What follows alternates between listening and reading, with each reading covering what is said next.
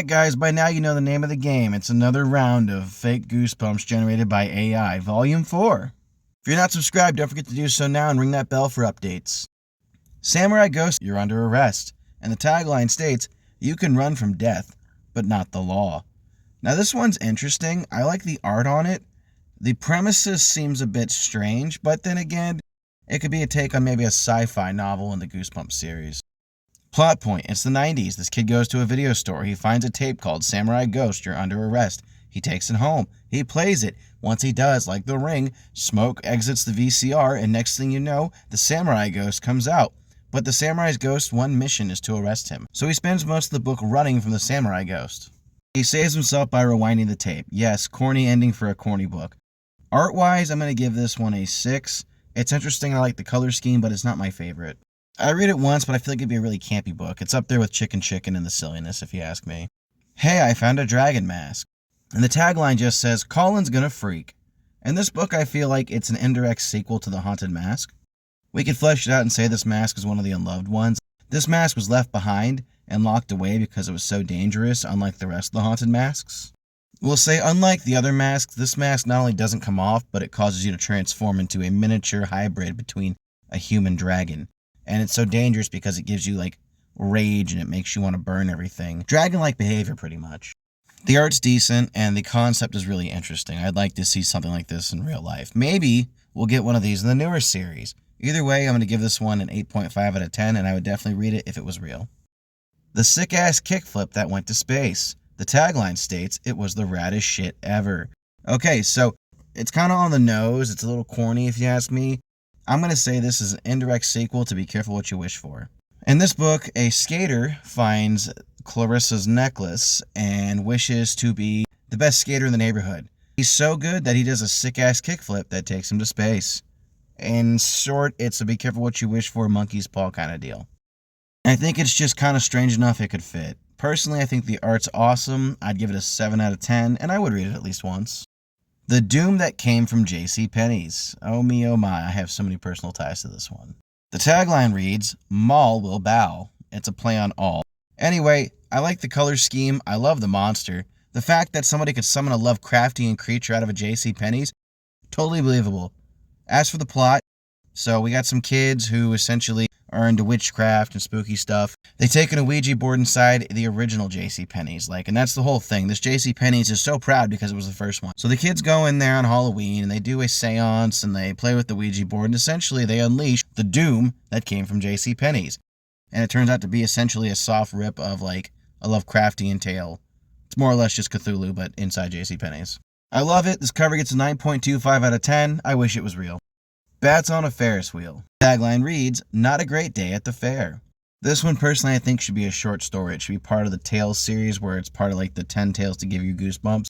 And this one, I think it should be a short spin-off of essentially Horrorland. I think that in this one, Horrorland gets a new Ferris wheel, and they move the bats from the bat barn into the Ferris wheel. And so the catch is, you get on the Ferris wheel, and once you get up to a certain height, the bats are released.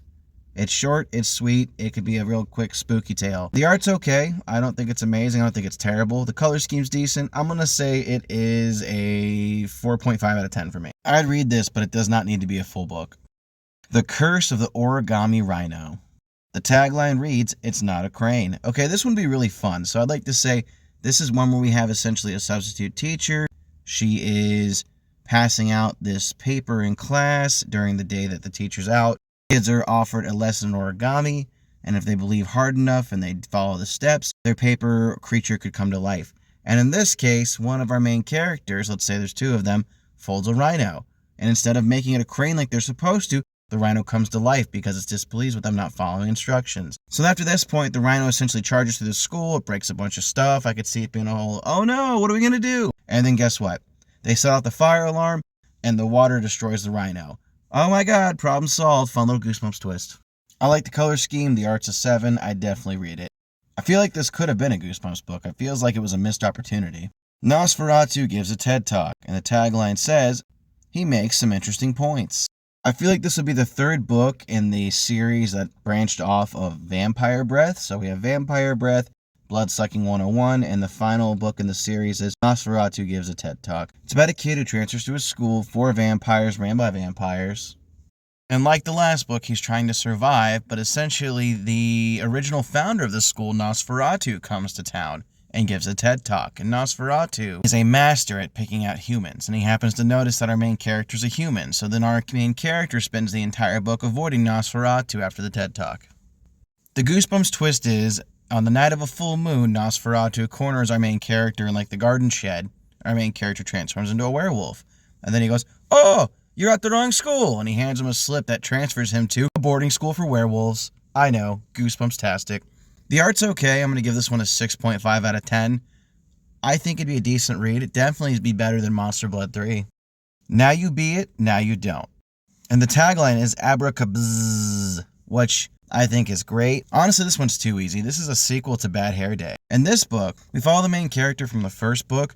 He finally gets out of the whole "I was turned into a rabbit" situation he found himself in the first book. He starts following this new magician who uses these like cybernetic tricks. Essentially, the magician's gear is all teched out. And wait, here's the best part. He bought all this gear from a failed company that was the company that used the body swap tech in Why I'm Afraid of Bees. Yes, not only is it a sequel, but it's a crossover sequel.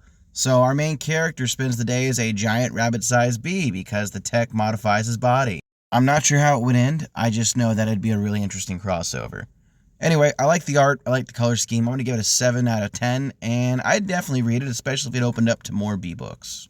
When Parrots Bomb Venice. And the tagline states, "Polly's an attacker," which is supposed to be a pun on Polly Wants a Cracker. As silly as the cover is, I don't really know how we'd run this story. Maybe the birds are sentient. After being experimented on, they decided that they wanted to get rid of humanity, and the lab may be in Venice. That's pretty much as far as I can go, but as for the plot, I don't think Goosebumps will ever do something like this just because, you know, the whole 9/11 thing and domestic terrorism. But I don't know, guys. It's an AI generated kids book. Art-wise, I'm going to give it a 5. I'd read it if it was real, but I definitely don't think it should get a sequel if it did get made. Mortalini, and the tagline reads, "The sauce is to die for."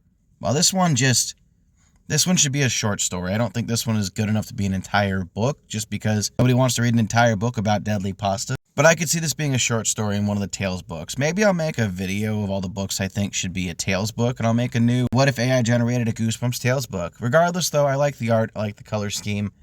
I think it's funny. I'd definitely read it if it was a short story, but you wouldn't catch me putting 90-something pages of a novella away if it was named Mortalini. Okay, guys, that wraps it up. We'll see you in the next one. Thanks for watching.